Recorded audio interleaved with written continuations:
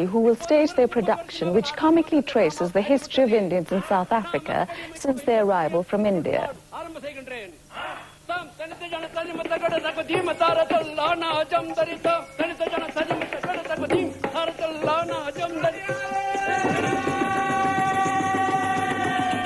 What made you incorporate the dance form Therukoothu into it?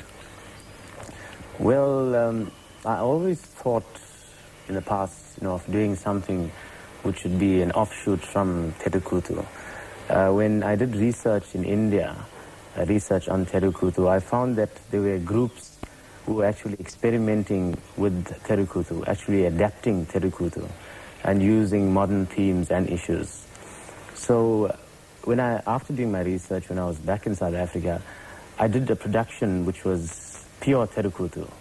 In fact, it was the first time that a piece which was generally done out in the open was brought into a formal theatre. So from that time I thought it would be wise to actually adapt it using modern themes and modern issues. So it was always my dream to experiment with something like that. So when I received an invitation from Savvy Reddy, who was actually the chief organizer of the Indian Expo 92, she told me that she wanted something with an Indian feel. So I thought the most appropriate thing to do was to actually use a traditional form like Therukoothu and adapt it using very modern issues and very modern drama technique. And that's how we eventually arrived to 3 hand 6 foot. In a nutshell, what is 3 hand 6 foot all about? 3 hand 6 foot, the actual structure of 3 hand 6 foot is based on the presentational style and methods of Therukoothu. We use very current issues. I've actually brought the storyline from 1860 when the Indians came to South Africa, how they've progressed from then in terms of culture. I've actually made a study of the way culture has gone from the very staunch cultural links from India, how it's actually been disintegrated to a certain extent and also fused with the Western culture. I saw that as being problematic simply because we are going into a new South Africa, and I feel that the Indian community has a very strong culture, and it is that makes the Indian community very strong. It's the culture. And if our culture is weak, and with that weak culture we go into a so-called new South African culture, then we don't really have very much to offer. So it is that line or theme that runs throughout the piece. How would you describe Therukoothu as a dance form? Well, Therukoothu as a dance form, it's actually, some people refer to it as a musical, and I think it's fine to do that. It was done for a very, very long time in India. Actually, you can't go back to any appropriate date. That's how long it's been done for. You see, the music itself is a very important aspect in Therukoothu. It's a fusion of both classical and the rustic village folk music that's combined. If you look at the actual dance that's being done, it's a classical dance fused again with a village-type dance. The issues, the actual content that's used in Therukoothu comes from religious scriptures. So the Ramayana, the Bhagavad Gita are some of the scriptures, stories taken from religious scriptures that are used in Therukoothu. It started off, from the information that I actually got in my research, it may have actually started when people, after harvesting, people had lots of time to actually sit around. That was the only time where they could sit around and relate stories and things like that. It started off there, and then slowly it probably went into more acting out. You act out the stories.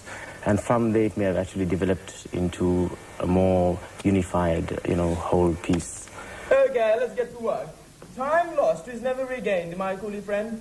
Remember that always, and you'll be a rich man. Ayo, பெரிய வாய் இருக்குது உனக்கு. நீ ரொம்ப நல்லா பேசுற. ஆனா, என்ன நீ சொல்ற புரியவில்லை. ஏன் உன் தோல் அளவு யார் இருக்குது? Rattu meele odumre. Un periyena? Aha! The coolie speaks! Beautiful. Un periyena? Wonderful. That sounds so good. Un periyena? Un periyena you. Un periyena you. Un periyena you. Un periyena you. Un periyena you. Un periyena you. I see we have a friendly coolie. You brought your drums along. Are you a musician? Do you sing, dance, play music? You know, I can play the violin too. It's a pity I don't have one around. Yes, you can play. Oh, please do play something for me. Yes, don't be shy. Come on. Play. Yes.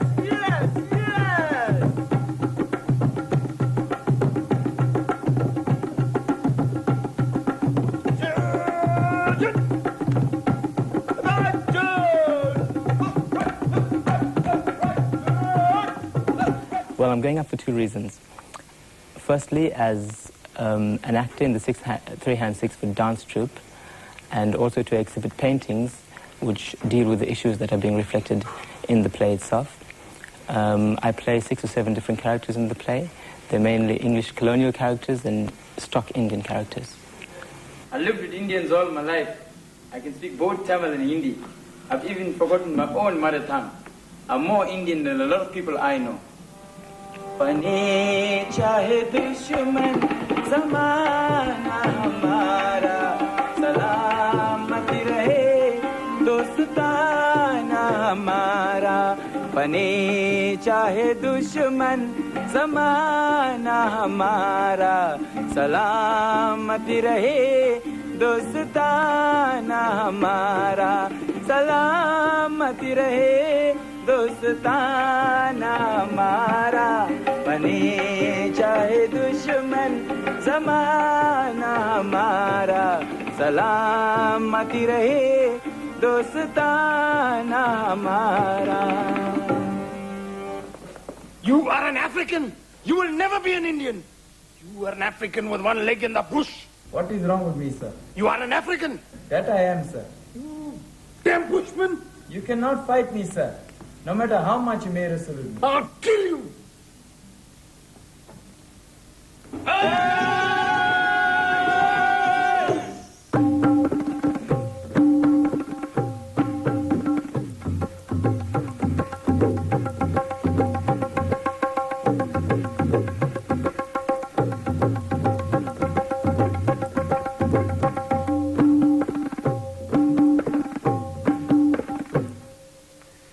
Patrick, tell me about your involvement in three-hand, six-foot. Actually, I'm not so this is the first time I'm doing it. Satchu have contacted me and they asked me to take part in a certain play. So I didn't know much about it. So through Satchu's work and through his hard work, getting me together to try and learn that. Actually, I'm taking my part as a dancer, singer, actor, all that. But actually, I'm not actually going to do the three-hand, six-foot dance. I'm acting and, doing everything. So, I think I'm enjoying it so far. I'm not that good, but I'm sure I'll do well in Rio. My name is Tambadu. I come from India too. I'm selling my fruit in this land for 20 years. What else can I do?